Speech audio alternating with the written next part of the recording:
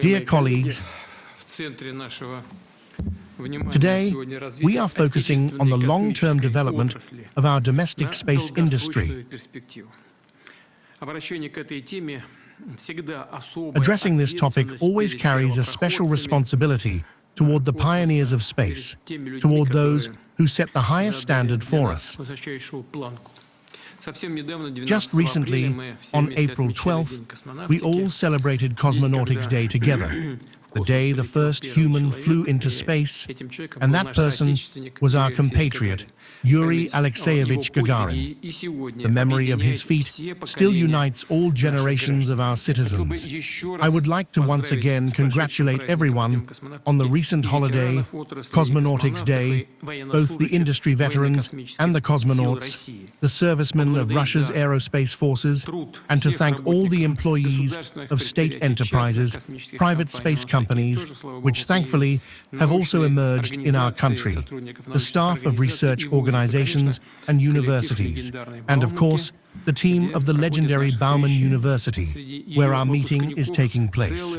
Among its graduates are a whole galaxy of renowned cosmonauts, outstanding scientists and engineers. The best traditions of personnel training are being developed and expanded today, including, as we have seen, in the new campus.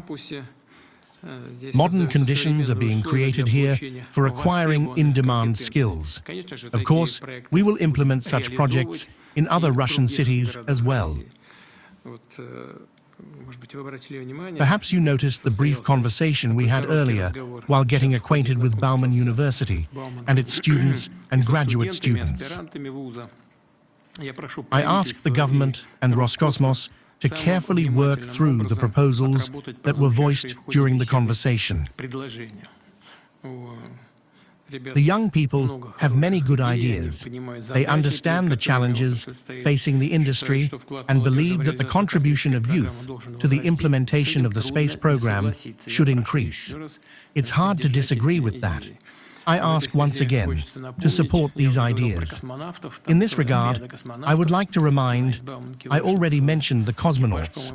A whole galaxy of cosmonauts came out of Bauman University, and at one time, I believe, an entire crew was formed from its graduates and research staff. Let me also remind you that Korolev himself was a student at Bauman. Here, he not only studied, but also designed a light aircraft model as his graduation project. Then, as we know, 3 decades later, together with a team of like-minded individuals, he secured our country's primacy in space. So, the traditions here are serious and fundamental. Today, our plans in this most important sphere must match the historical status of our country as a leading space power. We must absolutely strengthen the potential of our domestic space industry so that it remains a flagship, one of the key driving forces behind our national development, the technological modernization of the economy, and the improvement of our citizens' quality of life. It is precisely in this logic that in October 2023, we discussed the need to develop a comprehensive, systematic national project in the field of space activities.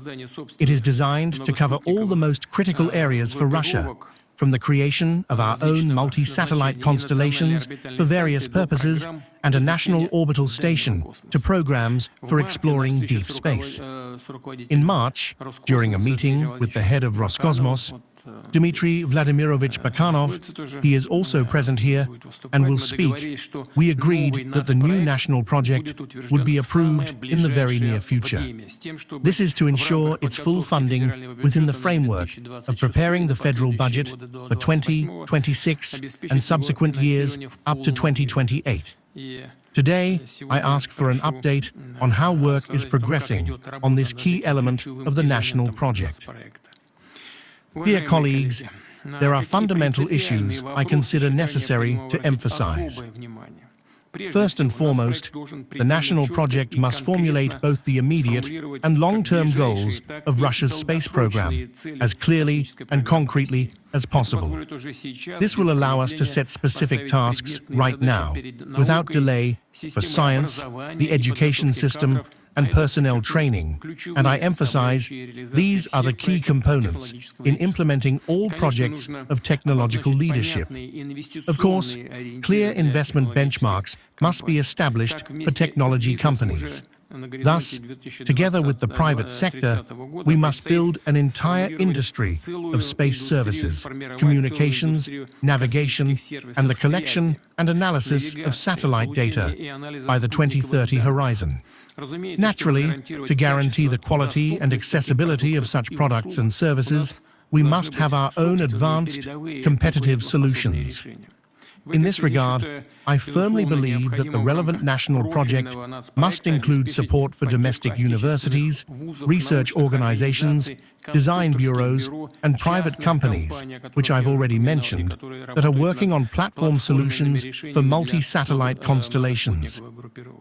This includes developing methods for mathematical modeling and data processing, expanding instrumentation and component bases, optical equipment, as well as technologies aimed at significantly reducing the cost of space launches. Another important topic is domestic nuclear space energy.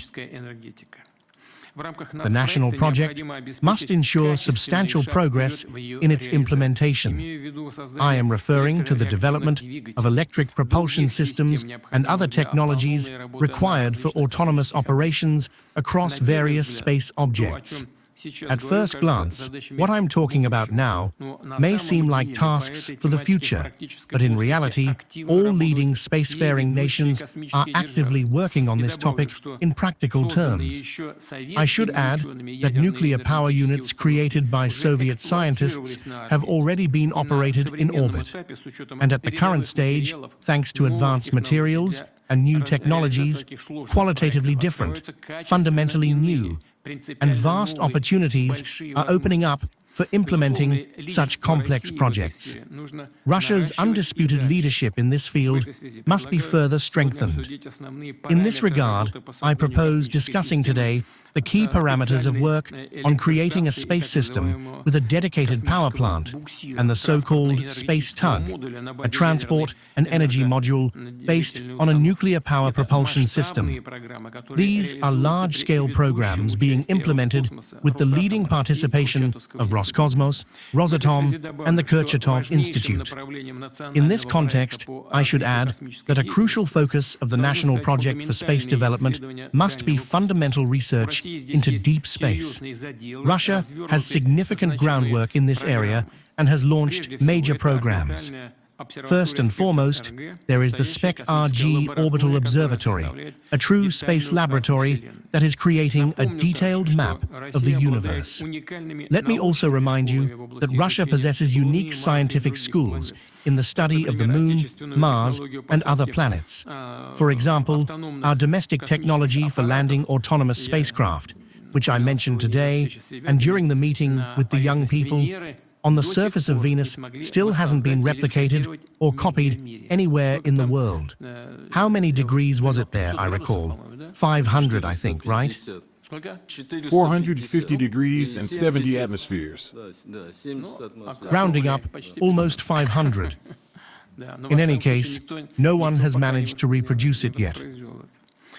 I asked Gennady Yakovlevich Krasnikov, president of the Russian Academy of Sciences, to provide a detailed overview of which scientific areas are planned to be included in the national project, what objectives we need to set for ourselves, and what additional measures are required for their successful implementation.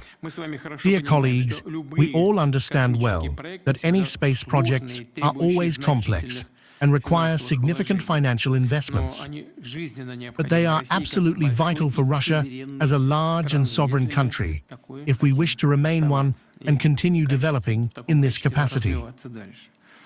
Let me emphasize, it is crucial to establish clear, stable sources of funding for our domestic space program, because what we accomplish in the space sector in the coming years will determine our development for decades to come.